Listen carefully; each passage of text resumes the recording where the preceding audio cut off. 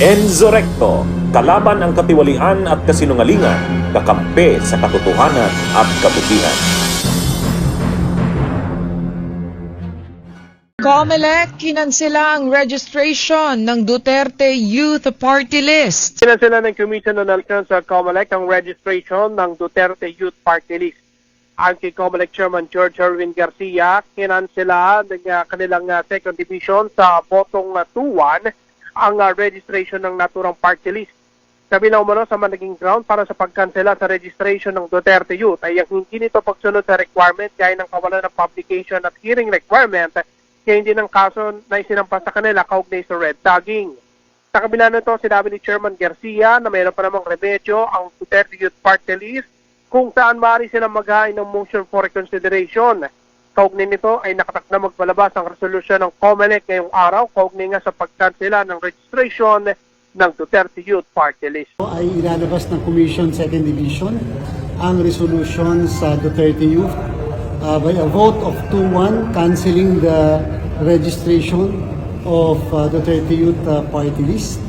Of course, bagamat yun ang naging desisyon ng COMELEC Division, ay mayroon pa naman din na remedyo yung naturang party list. Pwede pa rin sila mag-file ng motion for reconsideration upang ma-resolve yan ng Commission en banc. Yung presiding commissioner ay nag-dissent doon sa naging majority decision ng dalawang miyembro ng division. For the information of everyone, ang original na decision ay ang ponente ay ang presiding commissioner, subalit nag-dissent yung dalawang miyembro ng komisyon, kaya naman nire-raffle ito upang mapunta doon sa isa sa dalawang nag-dissent. Kaya yung isa sa mga nag-dissent, ginawa na niya ang kanyang majority decision upang maging majority decision siya, na kung saan yung presiding naman ang nag-dissent doon sa naging decision po nila. Meron din po ilalabas na isang desisyon. I think isang kandidato na nanalo for congressman dito sa Manila ang Balikan natin itong pahayag dati ni Cardima na naghain noon ng petisyon sa Korte Suprema para sa pagpapalabas ng TRO laban sa COMELEC. Tayo po ay nag-file ng petition for certiorari at nagpapa-TRO po tayo dun sa ginawa kahapon ng COMELEC. Bakit?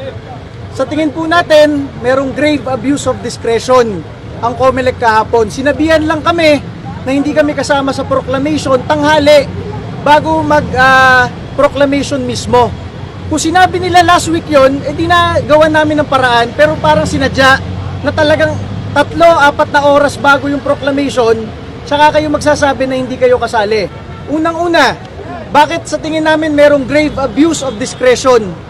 Kasi discretion na lang pala ng COMELEC ngayon kung kailan sila magpoproklama ng duly elected winners sa eleksyon.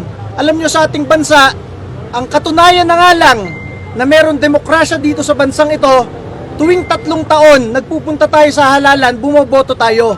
Ang Duterte Youth Party List po ay ibinoto ng lampas 2 milyong Pilipino.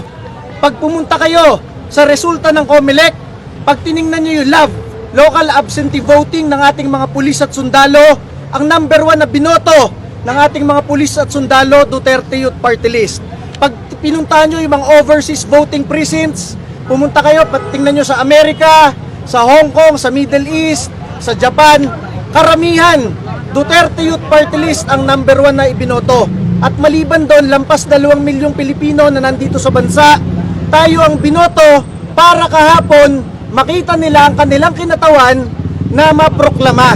Bakit sasabihin bigla ng COMELEC na dahil sa isang 2019 na kaso, very serious daw yon, very grave, i-hold muna yung proclamation? Una, masabi ko sa inyo, existing na yung house show na kaso na yon noong 2019 pa. Pero binigyan tayo ng proclamation for the 2019 elections. Noong 2022, existing pa rin yung 2019 na kaso na yon.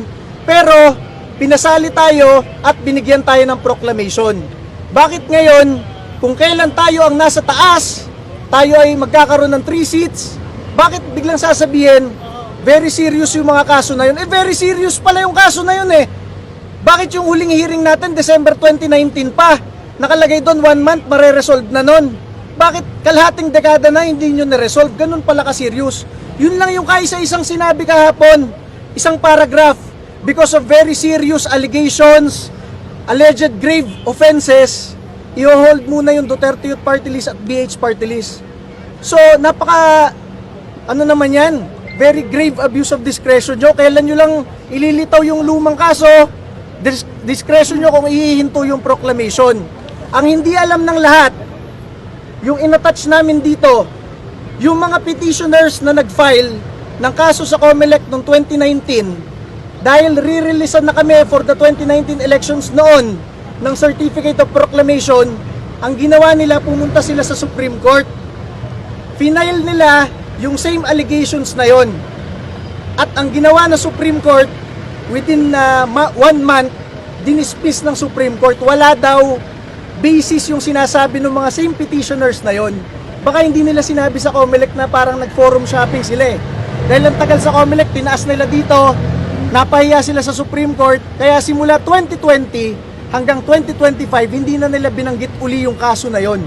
Bakit nila binanggit nung huling linggo ng March? Kasi nung 3rd week of March, nag-number 1 bigla sa isang survey, yung Duterte Youth Party List. So yung mismong mga petitioner, kung kailan lang nila makita na, nako, number 1 na pala, ipaalala natin, meron tayong kaso. Alam nyo ba yung final sa amin ng mga kaso? Kahit hindi kayo abogado at yung mga nakikinig nating kababayan hindi abogado, kahit kayo mabobobo doon sa mga kaso. Unang-una, finailan kami ng vote buying. Bakit daw?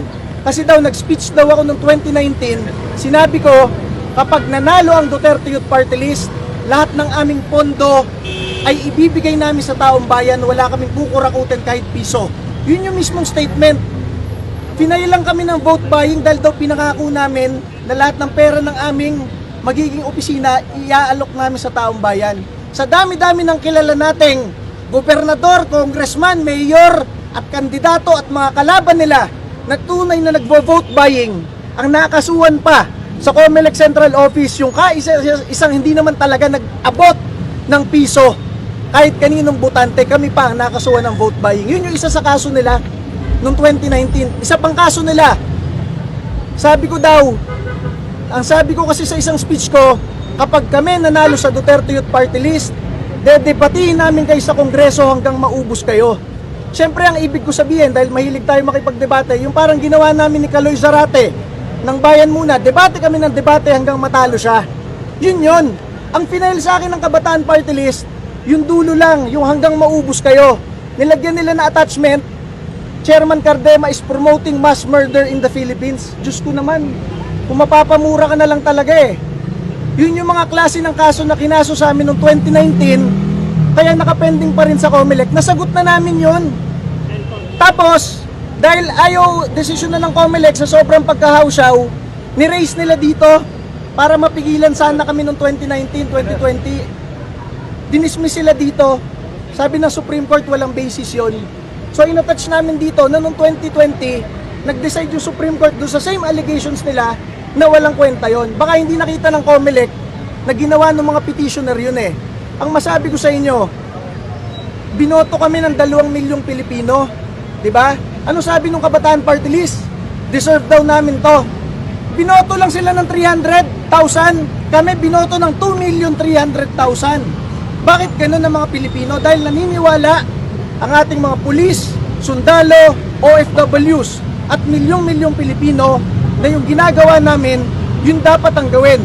Sino ang kaisa-isang nag-file sa Kongreso ng panukalang batas para ibalik ang death penalty para sa mga kurakot, mandarambong, teroristang NPA at heinous criminals? Walang iba, Duterte Youth Party List lang.